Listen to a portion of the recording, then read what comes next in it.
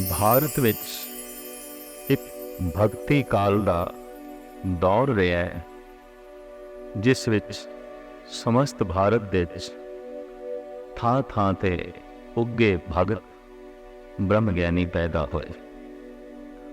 ਉਹਨੂੰ ਆਮ ਦਾਰਸ਼ਨਿਕ ਭਗਤੀ ਕਾਲ ਕਹਿੰਦੇ ਨੇ। ਬੰਗਾਲ ਦੇ ਵਿੱਚ ਜੈਦੇਵ ਹੋਏ, ਮਹਾਰਾਸ਼ਟਰ ਦੇ ਵਿੱਚ ਸ਼੍ਰੀ ਨਾਮਦੇਵ, ਉੱਤਰੀ ਭਾਰਤ ਦੇ ਵਿੱਚ ਕਬੀਰ, ਰਾਮਾਨੰਦ, ਪਰਮਾਨੰਦ, ਰਵਿਦਾਸ ਜੈਸੇ ਉੱਗੀਆਂ ਹਸਤੀਆਂ ਨੇ ਭਗਤੀ ਭਾਵ ਦੇ ਗੀਤ ਗਾ ਕੇ ਹਿਰਦਿਆਂ ਨੂੰ ਅੰਦੋਲਿਤ ਕੀਤਾ। ਉੱਥੇ ਪੰਜਾਬ ਦੇ ਵਿੱਚ ਬਾਬਾ ਫਰੀਦ ਦੇ ਅਮਰ ਕਲਾਮ ਨੇ ਅਮਰ ਜ਼ਿੰਦਗੀ ਦੀ ਪ੍ਰੇਰਨਾ ਦਿੱਤੀ। ਭਗਤ ਸਿਰਮੌਰ ਸ਼੍ਰੀ ਰਵਿਦਾਸ ਜੀ ਮਹਾਰਾਜ ਚਮਾਰ ਘਰਾਣੇ ਨਾਲ ਤਾਲੁਕ ਰੱਖਦੇ ਨੇ, ਔਰ ਉਸ ਜ਼ਮਾਨੇ 'ਚ ਜਦ ਆਪ ਨੇ ਭਗਤੀ ਭਾਵਨਾ ਦੇ ਗੀਤ ਆਰੰਭ ਕੀਤੇ, ਸ਼ੂਦਰਾਂ ਲਈ, ਖਾਸ ਕਰਕੇ ਚਮਾਰਾਂ ਲਈ ਧਾਰਮਿਕ ਮੰਦਰਾਂ ਦੇ ਦਰਵਾਜ਼ੇ ਬੰਦ ਸਨ। ਪੂਰਬਲੇ ਸੰਸਕਾਰਾਂ ਦੇ ਕਾਰਨ ਰਵਿਦਾਸ ਜਨਮ ਤੋਂ ਹੀ ਭਗਤੀ ਭਾਵ ਤੇ ਹਲੀਮ ਤਬੀਅਤ ਦੇ ਮਾਲਕ ਸਨ। ਆਪ ਦੀ ਮਾਤਾ ਦਾ ਨਾਂ ਇਤਿਹਾਸਕਾਰਾਂ ਨੇ ਧੁਰਬਿਨੀਆ ਲਿਖਿਆ ਹੈ, ਔਰ ਪਿਤਾ ਦਾ ਨਾਂ ਰਾਮ। ਜਨਮ ਤੋਂ ਹੀ ਸੀਲ ਸੁਭਾਅ, ਹਸਮੁਖ, ਹਲੀਮ ਤਬੀਅਤ ਆਪ ਦੇ ਬਚਪਨੇ ਦੇ ਨਿਖਾਰ ਤੇ ਗੁਣ ਸਨ। ਸਹਿਜੇ ਸਹਿਜੇ ਉਮਰ ਦੇ ਵਧਣ ਦੇ ਨਾਲ ਨਾਲ ਆਪ ਦਾ ਭਗਤੀ ਭਾਵ ਵੀ ਵੱਧਦਾ ਗਿਆ, ਆਪ ਦਾ ਈਸ਼ਵਰੀ ਗਿਆਨ ਵੀ ਵੱਧਦਾ ਗਿਆ, ਔਰ ਆਪ ਦੀ ਈਸ਼ਵਰੀ ਲਗਨ ਨੇ ਵੀ ਵਾਧਾ ਕੀਤਾ।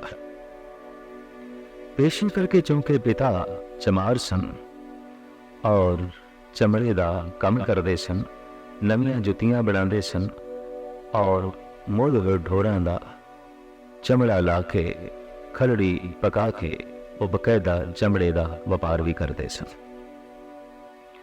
ਸ਼੍ਰੀ ਰਵਿਦਾਸ ਨੇ ਵੀ ਪੇਸ਼ਾ ਪਿਤਾ ਤੋਂ ਹੀ ਅਪਣਾਇਆ, ਲਿਹਾਜ਼ਾ ਆਪ ਨੇ ਬਨਾਰਸ ਦੀ ਚੌਕ ਵਿੱਚ ਬੈਠ ਕੇ ਜੁੱਤੀਆਂ ਗੰਢਣਾ ਇਹ ਪੇਸ਼ਾ ਅਖਤਿਆਰ ਕੀਤਾ। ਲੇਕਿਨ ਕਮਾਲ ਦੀ ਗੱਲ ਇਹ ਹੈ ਕਿ ਆਪ ਦਾ ਇਹ ਧੰਦਾ ਵੀ ਧਰਮ ਹੀ ਸੀ।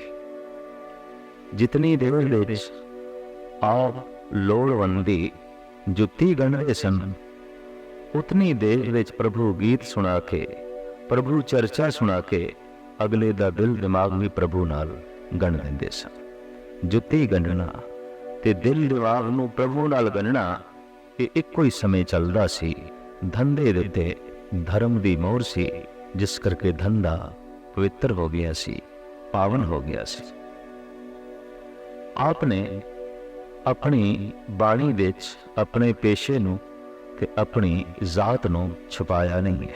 ਆਪ ਸਾਫ਼ ਕਹਿੰਦੇ ਨੇ, ਮੇਰੀ ਜਾਤ ਕਮੀਨੀ, ਪਾਤ ਕਮੀਨੀ, ओछा जन्म हमारा, तुम सरनागत राजा रामचंद कहे रविदास चमारा।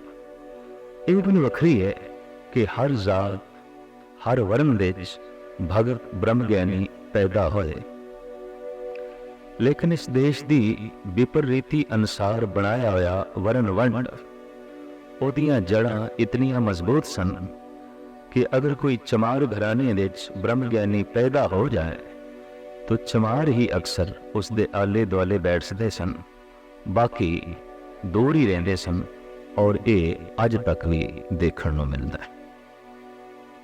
तमाम जुलाहे कबीर दे कोल जा बैठे, और इसी तरीके नाल छिंबिया ने नामदेव नूं अपना धार्मिक मुखी मन लिया।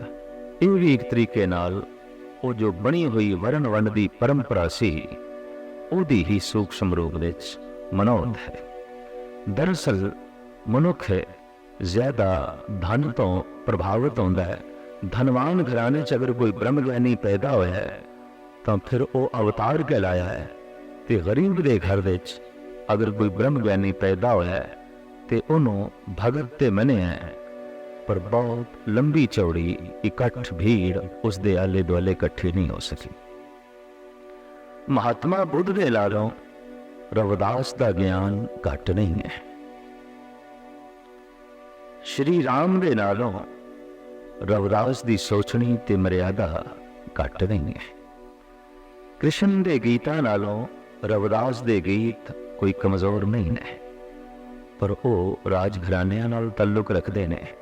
राजपुत्र ने इस वास्ते वो अवतार कलाए। ये चमार घराने च पैदा होया, चमारा दा पुत्र है, भगत मनिया भी तां भी बहुत टेढ़े विंगे ढंग नाल। आम भगतां दी तरह आप दा जीवन भी अनेकां तरह दे संघर्ष तो लंघिया। समाजिक सतल दा संघर्ष खड़ा हो गया और धार्मिक विरोधता भी करने वास्ते तरह तरह के विरोध आड़े आए। और आम है श्रेष्ठ पुरुषों की तरह इन्हां उत्ते भी झूठे दूषण लगते रहे। एक आम गाथा है कि आप दे गीतां तो आज दियां विचारां तो प्रभावित होई झालावाड़ दी महाराणी। उसने झालावाड़ आप नूं बुलाया। रविदास जी उसकी भक्ति भावना वेख के, उसकी श्रद्धा वेख के पहुंचे। रविदास की आमद दे झालावाड़ की महारानी ने ब्रह्म भोज किया, तमाम ब्राह्मणों नूं न्योता दिता। तमाम ब्राह्मण पुजे, लेकिन जब ब्राह्मणों नूं पता चलिया कि जिसनों बुलाया गया ते जिसदे गीत ते विचारां तो प्रेरित होके ये सारा समारोह रचिया गया है, वो तो एक चमार है, वो तो शूद्र है, तो विरोधता में खड़े हो गए और कहने लगे जितने तक इस चमार चों, इस चमार नूं महल चों कढ़िया नहीं जांदा, असी भोजन नहीं छकांगे, असी दक्षिणा नहीं लवांगे। महाराणी दुबदा च पै गई। जे भगत नूं रखदी है ते ब्राह्मण रुस के जांदे ने, ते जे ब्राह्मणां नूं रखदी है तां फिर भगत दा सत्कार नहीं रहिंदा, भगत दा सन्मान नहीं रहिंदा। इस तरह दी दुबदा विच पई हुई महाराणी नूं वेख के रविदास ने कह दिता, अच्छा मैं इस ब्रह्म भोज की पंक्ति दे च नहीं बैठता। और एक पासे हो गए। लेकिन जब ब्राह्मण भोजन छकन लगे, पंगत दे च बैठ गए, तो की देखते ने एक एक ब्राह्मण दे नाल रविदास बैठा है। ये कला वेख के सारे ब्राह्मण रविदास दे पैरी आगे पे। इत्थे ही रविदास नूं कहना पिया, ऐसी लाल तुझ बिन कौन करे, गरीब निवाज गुसैया मेरो माथे छत्र धरे। ए प्रभु, मैं ते एक नीच सी अछूत सी, जंग की छोट जगत को लागे तां पर तो ही धरे।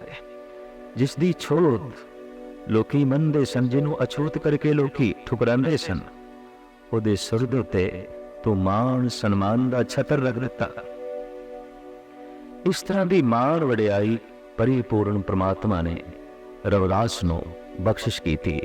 और हकीकत है कि भगतां नूं हमेशा ही प्रभु सन्मान देंदा रहा, वडियाई देंदा रहा। एक दफा बनारस दे आप दी ब्राह्मणां नाल चर्चा हुई, चर्चा की मुठभेड़। दूतर ब्राह्मणों ने प्रभुता ने साफ कह दिता कि चमार का कोई हक नहीं किसी नूं धार्मिक उपदेश देना, चमार का कोई हक नहीं पूजा पाठ करना।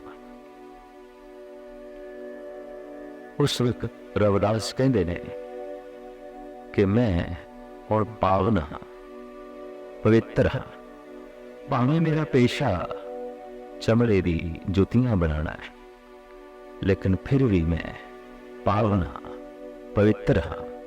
कैसे? रविदास ने यह भी कह दिता कि तुसी पावन नहीं हो, मैं पावन। तुसी पवित्र नहीं हो, मैं पवित्र हाँ। इस नाल ते उत्तेजित होना ही सी सारे पुरोहित लोगों ने।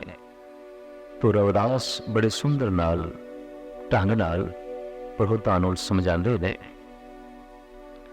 आप फरमान करते ने, सुरसरी सलकृत बानी रे ते संत जन करत नह पान।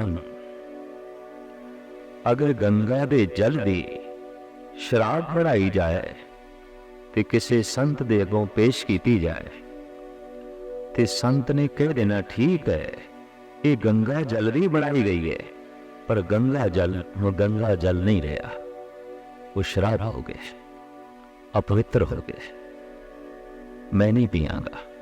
संत ठोकर मार देगा, चाहे वो शराब गंगा के जल की क्यों नहीं बनी हुई। सुरसरी सलकृत बारनी रे ते संत जन करत न पान। सुरा अपवित्र नत अवल जल रे, सुरसरी मिलत न होत आनंद। ओही शराब दी बोतल जे वगदी हुई गंगा विच उंडेल लीती जाए तो उस गंगा दा जल संत पीवेगा भी सही, संत इशनान भी करेगा। क्यों कि हुण गंदे नाले ते गंदी शराब गंगा विच मिल के गंगा दा रूप धारण कर चुके ने। बहु रविदास ने कहा, भावें तुसी निर्मल गंगा की तरह सी, लेकिन हुण तुसी शराब की तरह बन गए, गंगा तो वख। भावें मैं शराब की बोतल की तरह सी, पर मैं गंगा विच लीन होके गंगा का रूप हो गया, पावन हो गया, पवित्र हो गया। भावें मैं अछूत घराने च पैदा होया, तां भी मैं पवित्र हाँ। भावें तुसी ब्राह्मण घर विच जन्मे हो, तां भी अछूत हो। इस ढंग की हौसलामंद और बड़े दार्शनिक ढंग नाल गल करनी, इस गल तो सबूत है कि यह विद्या अनुभवी सी। दरअसल विद्या होंदी ही दो तरह की है, एक तो हो किताबी विद्या, अक्षरी विद्या, एक वो जो अनुभवी विद्या है। किताबी विद्या इंज है जैसे हाउस दा पानी, और अनुभवी विद्या ऐसी है जैसे झरनियां दा जल जो पहाड़ों दे चों सोमे निकलते हैं। ईश्वर का चिंतन करदे करदियां जब मनुख की सुरत ईश्वर दे लीन आउंदी है ते उहदे अंदरों ज्ञान के झरने फुट पैंदे ने। चौक विच बैठे आप जुत्तियां गंढ रहे सन। एक जुत्ती गणाउण आया, उन्हें तरक खड़ी कर दी, बे सुन चमारा, आखिर गंढदा ते तू जुत्तियां ही है, भगत किहड़ी गल ना बनिया है। उत्थे रविदास कहते ने, चमर ठा गांठ न जाना ही, मैं जुत्ती गंढना जानदा ही नहीं। लोग गठावे पर नहीं, लोग गठांदे ने पैरां दी जुत्ती, जद के मैं जुत्ती गंढना जानदा ही नहीं। और अखीर विच शब्द विच कहंदे ने, लोग गंठ गंठ खराब गोचा, और बिन गंठे जाए पहुंचा। बहुत कीमती गल रहस ते रमज दे श्री रविदास जी महाराज कह गए हैं। आप कहते ने, शरीर एक चमड़े की मड़ी हुई जुत्ती ते है, होर की है। और ऐसा होता है कि कभी पुत्रा नालों टुटदी है ते बंदा फिर गंढदा है, मित्रां नाल टुटदी है बंदा फिर गंढदा है, भरावां नाल टुटदी है बंदा फिर गंढदा है, पत्नी नाल टुटदी है, पति नाल टुटदी है, और टुटण ते फिर बंदा उसनों गंढदा है। रविदास कहने, मैं देखदा ये जुत्ती रोज टुटदी है, ये जुत्ती लोकी रोज गंढांदे ने। लोग गंढ गंढ खवा भी गोचा, लोग इस तरह इस जुत्ती नो रोज गड़ा गड़ा के खज्जल खुआर हो रहे हैं, परेशान हो रहे हैं, दुखी हो रहे हैं। और बिन गंठे जाए पहुंचा, मैं बिना गंढिया ही परमात्मा दे दर ते पहुंच गया। अकाल पुरख के दर ते पहुंच गया, मैं किसी नाल भी नहीं गंढी। और मैं ऐसे अकाल पुरख परमात्मा नाल गंढ पाई है जिहड़ी टुटदी ही नहीं। तोरी न टूटे छोरी न छूटे, ऐसी माधो खिंचत नहीं। साची प्रीत हम तुम सो जोरी, तुम सो जोर अवर संग तोरी। ये भगत रविदास जी महाराज का शब्द है। आप इस शब्द विच कहने ने, तुमरे भजन कटे जम फासा, भगत हेत गावे रविदासा। भगती भाव नाल, हे प्रभु मैं तेरे गीत गा रहा, क्योंकि मैनू भी बहुत होया है कि तेरा भजन, तेरे भगती भावना दे भरे हुए गीत जमा दी फाई नू कट देंदे ने। जमा दी फाई, जन्मां दी फाई, बार बार जमना, बार बार मरना। दरअसल इस देश दे जितने भी धार्मिक मत भगत संत पैदा होए ने, उन्होंने सब तो वड्डा दुख ही मनिया है बार बार दा जमना ते बार बार दा मरना। जमन मरना बहुत वड्डा दुख, इस सब तो वड्डा सुख परम आनंद की जन्म मरण दी निवृत्ति, जन्म मरण तो छुटकारा। साहिबां दी बाणी दा फैसला साहिब गुरु अर्जन देव जी महाराज फरमांदे, प्रभ जन्म मरण निवार, हार भरियो द्वार। दरअसल इसनूं सब तो वड्डा दुख क्यों मनिया गया? जैसे कोई एक पहली क्लास दे बच्चा पढ़ रहा है, साल मेहनत करके वो दूजी च आया है, तीजी च आया है, चौथी च आया है, पंजवीं च आया है। इस तरह लगातार 9-10 साल मेहनत करके अज बैठा है 10वीं क्लास दे ते उसनूं कह दिता जाए बई कल तो तू पहली क्लास दे बैठ। जिहड़ियां किताबां पढ़ चुके हैं वो फिर पढ़, जिन्हां क्लासां चों तू लंघ चुके हैं फिर लंघ। ये तो उस बच्चे लिए सब तो वड्डा दुख है, ये तो उस बच्चे लिए सब तो वड्डा कलेश है। मनुख दा जन्म होंदा है, पंगूड़े च खेडदा है, दुध चोंगदा है, अचेत अवस्था दे च पिया रहिंदा है, सहजे सहजे वड्डा होंदा है, खिडौणियां नाल खेडदा है, होर वड्डा होंदा है, बाल सका छोटे छोटे बालकां नाल खेडदा है, होर वड्डा होंदा है, स्कूल जांदा है, विद्यालय जांदा है, विद्या पढ़दा है, फिर जवान होंदा है, विआहिया जांदा है, फिर उसदे बच्चे होंदे ने, कम धंधियां दे च ये प्रवृत्त होंदा है, सुख दुख दे च ये जीवन बतीत करदा है।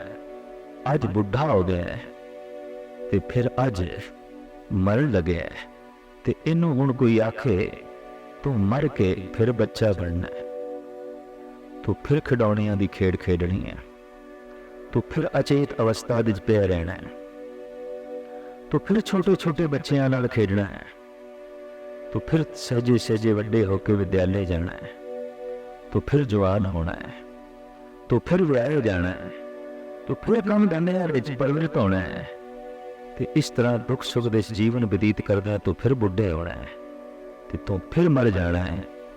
ये ते सब तो वड्डा दुख है। जिन्हां क्लासां चों लंघ चुके हैं उन्हां चों फिर लंघीए, जिन्हां किताबां नूं पढ़ चुके हैं वो फिर पढ़िए। भगत रविदास जी महाराज ने ये प्रार्थना की थी, बहुत जन्म बिछरे थे माधो, ये जन्म तुम्हारे लेखे, कह रविदास आस लग जीऊं, चिर भयो दर्शन देखे।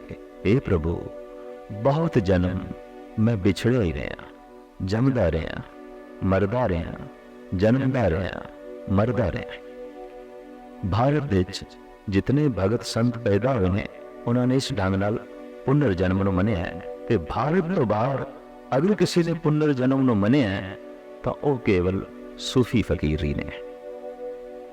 जैसे कि शमस तबरेज़ का कहना है, बाज आमदम ता यार रा मेहमा कुनम।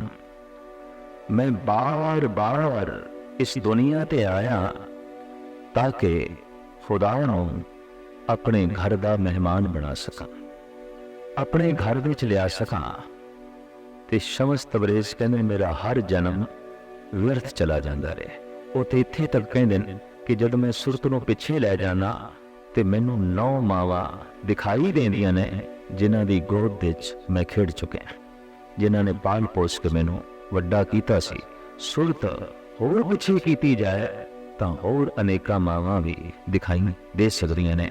ਦਰਅਸਲ ਅਧਿਆਤਮਿਕ ਸ਼ਕਤੀ ਨਾਲ ਜਦ ਬੰਦਾ ਸੁਰਤ ਅੱਗੇ ਕਰਦਾ ਹੈ ਤੇ ਭਵਿਸ਼ ਦੀ ਗੱਲ ਕਰ ਸਕਦਾ ਹੈ, ਪਿੱਛੇ ਕਰੇ ਤਾਂ ਉਹ ਭੂਤਕਾਲ ਦੀ ਗੱਲ ਵੀ ਕਰ ਸਕਦਾ ਹੈ। ਜੈਸੇ ਕਿ ਗੁਰੂ ਗੋਬਿੰਦ ਸਿੰਘ ਜੀ ਮਹਾਰਾਜ ਨੇ ਵਿਚਿਤ੍ਰ ਨਾਟਕ ਦੀ ਕਥਾ ਦੇ ਵਿੱਚ ਸਾਫ਼ ਕਿਹਾ ਹੈ ਕਿ ਮੈਂ ਹੇਮਕੁੰਡ ਦਾ ਤਪੀਸ਼ਵਰ ਸੀ, ਮੈਂ ਉੱਥੇ ਬੈਠ ਕੇ ਤਪ ਕਰਦਾ ਰਿਹਾ। ਇਹ ਸਾਹਿਬਾਂ ਦਾ ਪਿਛੋਕੜ ਹੈ। ਆਪ ਪਿਛੋਕੜ ਦੇ ਚ ਰਿਸ਼ੀ ਸਨ, ਤਪੀਸ਼ਵਰ ਸਨ, ਜਪੀਸ਼ਵਰ ਸਨ, ਔਰ ਉਹ ਵੀ ਹੇਮਕੁੰਡ ਦੇ ਚਪੀਸ਼ਵਰ, ਹੇਮਕੁੰਡ ਦੇ ਤਪੀਸ਼ਵਰ। ਇੱਕ ਗੱਲ ਸਪਸ਼ਟ ਹੋ ਗਈ, ਅਧਿਆਤਮਿਕ ਸ਼ਕਤੀ ਨਾਲ ਅਗਾਂਹ ਪਿਛਾਂ ਵੇਖਿਆ ਜਾ ਸਕਦਾ ਹੈ। ਤੋ ਰਵਿਦਾਸ ਵੀ ਪੁਨਰ ਜਨਮ ਦਾ ਪੂਰਾ ਬੋਧ ਰੱਖਦੇ ਨੇ, ਗਿਆਨ ਰੱਖਦੇ ਨੇ। ਸਮਸਤ ਵਰੇਸ ਕਹਿੰਦੇ ਨੇ ਕਿ ਮੇਰਾ ਹਰ ਜਨਮ ਇਸ ਢੰਗ ਨਾਲ ਨਿਸਫਲ ਚਲਾ ਗਿਆ। ਇੱਕ ਦਿਨ ਐਸਾ ਹੋਇਆ ਕਿ ਜਿਸ ਨੂੰ ਮੈਂ ਆਵਾਜ਼ਾਂ ਮਾਰਦਾ ਸੀ, ਜਿਹਨੂੰ ਆਪਣੇ ਮੈਂ ਹਿਰਦੇ ਦੇ ਘਰ ਦੇ ਵਿੱਚ ਮਹਿਮਾਨ ਬਣਾਉਣਾ ਚਾਹੁੰਦਾ ਸੀ, ਉਹ ਮਹਿਮਾਨ ਬਣਨ ਲਈ ਰਾਜ਼ੀ ਹੋ ਗਿਆ। ਮੇਰੀ ਖੁਸ਼ੀ ਦੀ ਕੋਈ ਇੰਤਹਾ ਨਾ ਰਹੀ। ਔਰ ਪ੍ਰਭੂ ਉਹ ਖੁਦਾ ਮੇਰੇ ਨਾਲ ਚੱਲ ਕੇ ਮੇਰੇ द्वार तक आया। मैं क्या अंदर प्रवेश करवाओ? खुदा ने कहा नहीं, अंदर वेख मेरे बैठने की थां है कि नहीं। कहते ने समस्त अंग्रेज अंदर जाती जद मारते ने ते जिस सिंघासन ते बिठाना सी खुदा नूं, उत्थे क्रोध बैठा, उत्थे लोभ बैठा, उत्थे हंकार बैठा है। ਤੇ ਜਦ ਧੱਕੇ ਮਾਰ ਕੇ ਰਵਿਦਾਸ ਸਮਸਤ ਅੰਗਰੇਜ਼ ਉਹਨਾਂ ਨੂੰ ਕੱਢਦੇ ਨੇ ਤੇ ਖੁਦਾ ਨੂੰ ਕਹਿੰਦੇ ਨੇ ਆ ਅੰਦਰ। ਇਤਨੀ ਦੇਰ ਵਿੱਚ ਹੁੰਦਾ ਕਿ ਉਹ ਕੱਢੇ ਹੋਏ ਫਿਰ ਅੰਦਰ ਆ ਜਾਂਦੇ ਨੇ ਔਰ ਉਹ ਸਿੰਘਾਸਣ ਤੇ ਬੈਠ ਜਾਂਦੇ ਨੇ। ਇਸ ਝਗੜੇ ਵਿੱਚ ਸਮਸਤ ਅੰਗਰੇਜ਼ ਕਹਿੰਦੇ ਨੇ ਮੇਰੀ ਜ਼ਿੰਦਗੀ ਵਿਅਰਥ ਚਲੀ ਗਈ।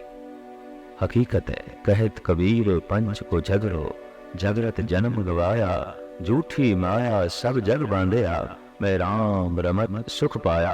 पर उदास कहन हे प्रभु मैं बहुत जन्मां तो बिछड़िया रहा, अद की बख्शिश कर, अद की रहमत कर, तू मेरे हृदय विच आन के वस, ताकि जन्म मरण तो छुटकारा होवे। निर्माणता आप दी इतनी ज्यादा है कि जद आप दे भगती भाव दा चारों पासे प्रभाव पिया, आप दे गुणा दी महक जद चारों पासे फैली ते कुदरती सी। इस तो ना चाहते होया भी लोगों ने, पुरोहित लोगों ने भी मुअत्तर होना सी। तो बनारस का जो मुखी पुरोहित सी एक दिन गुणा तो प्रभावित होके, भक्ति भाव तो प्रभावित होके आप दे कदमां ते आके डिगया। रविदास के उत्ते एकदम बिस्मार तारी हो गया कि मुखी पुरोहित बनारस की सिरवौर हस्ती ओदा मस्तक मेरे कदमां ते। तो निर्माणता दी हद है रविदास की। आप कहते ने मेरी जात कुडवांडला ढोर ढोवंता, अज हूं बनारसी आस पासा। मैं ते एक चमार दा पुत्र हां, मेरा जन्म उस घराने विच होया है जिहड़े मोए होए ढोरां दी खल लांदे ने। और अज हूं बनारसी आस पासा, वो ते अज भी बनारस ते आले दुआले मेरी जात दे बंदे मोए होए ढोरां दी खल लांदे ने।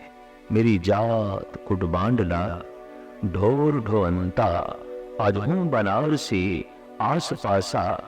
पर अब विप्रते प्रधान करे डंडौत, तेरे नाए शरणाए रविदास दासा। हे प्रभु उनते एक प्रधान विपर मुखी पुरोहित मैनू सजदा करदा है, मैनू मत्था टेकदा है। पर हे प्रभु ये मैनू नहीं मत्था टेक रहा, ये तैनू ही मत्था टेक रहा है, क्योंकि तू मेरे हृदय च आन के वसिया है। जिस दिन दा तू मेरे हृदय च आन के वसिया है उस दिन दा मैं चमार नहीं ब्राह्मण हो गया, उस दिन दा मैं अछूत नहीं पावन हो गया, उस दिन दा मैं तुच्छ नहीं श्रेष्ठ हो गया। और उस दिन दा मैं भी महसूस कर रहा कि हुण तेरे ते मेरे विच कोई अंतरा भी नहीं रहा। तो ही मोही अंतर कैसा, कनक कटक जल तरंग जैसा। इतना ही भेद है जैसे सोना ते सोने दे गहने, लेकिन ये भेद भी मेरा मिट गया। इस तो पहले मैं भरम दे जरूर सी, माधवे क्या कहिए ब्रह्म ऐसा, जैसा मानिए होए न तैसा। नरपत एक सिंहासन सोया, सुपने भया भिखारी, अछत राज बिछरत दुख पाया, सोगत भई हमारी। ये आस्था मेरी रही है जैसे कि कोई राजा सौ जाए ते सुपने च भिखारी हो जाए, ते दर दर भिक्षा मंगे, ते दुखी हो रहे होवे, बेचैन हो रहे होवे, रो रहा होवे, है ते हो राजा पर नींद करके भिखारी बन गए। है ते हर मनुख राम दी ही अंश, प्रभु दी ही अंश, पर अज्ञान वश होके अपने आप नू ये शरीर समझ बैठा है और जन्म मरण दे दुख नू सहारन वाला मन बैठा है, संसार दियां विपतावां सहेड़ बैठा है। जिस दिन ज्ञान उदय होंदा है, जिस दिन प्रकाश होंदा है, उस दिन इसनू पता चलता है। जिस दिन जागृत अवस्था प्राप्त होती है, उस दिन इसनू बोध होंदा है मैं ते राजा हाँ, भिखारी नहीं, मैं ते शहनशाह। तो नरपत एक सिंहासन सोया, सुपने भया भिखारी, अछत राज बिछरत दुख पाया, सोगत भई हमारी। राज भयंग प्रसंग जैसे हैं, अब कुछ मर्म जनाया, अनक कटक जैसे बोल परे, अब कहते कहन ना आया। बड़ा सुंदर उदाहरण देता है कि गली दे चों एक मनुख लंघिया जा रहा है, रस्सी पई है, अंधेरा है, तो अंधेरे ने भरम पैदा किया, भरम ने रस्सी नू सप बना दिता, ते जब रस्सी सप बन गई तो सप ने डर पैदा कर दिता, ते जब डर पैदा हो गया तो चलना रुक गया, सफर रुक गया। किसी ने लालटेन आके जलाई, ते लालटेन दे रोशन होंदियां अंधेरा चला गया, अंधेरा चला गया, भरम चला गया, भरम चला गया तो सप भी चला गया, सप चला गया तो डर भी चला गया, और डर चला गया तो सफर दा जो है होना भी जारी हो गया। कदम चलने आरंभ हो गए, पैर रुके हुए चल रहे। श्री रविदास जी महाराज कहते ने इस तरह भरम विच मैं रहा, पर हुण ये भरम दी निवृत्ति हो गई है। हुण ते हे प्रभु तोही मोही अंतर कैसा, कनक कटक जल तरंग जैसा। हुण ते मैं तेरा रूप हो गया, तू मेरे अंदर की बैठा है कि मैं तेरा ही रूप हो गया। भावें मैं अछूत सी, पर हुण मैं पावन हो गया।